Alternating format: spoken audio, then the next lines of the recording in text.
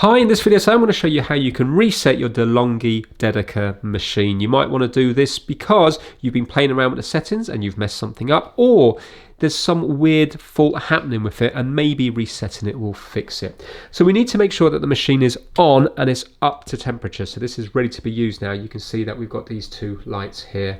We need to put it into programming mode. So we're going to do that by holding down the steam button for 10 seconds. I'm just going to do that now. And once it starts cycling through, you can then let go.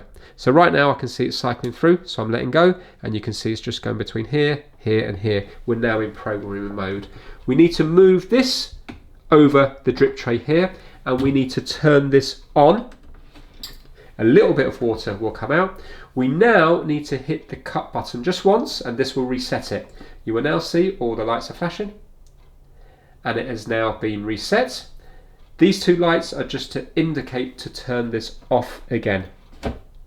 There we go. You can now see we're back to normal with these two lights on, and the machine has now been reset. So it's nice and straightforward to do. Hopefully that will fix whatever issue you were having. Thanks for watching.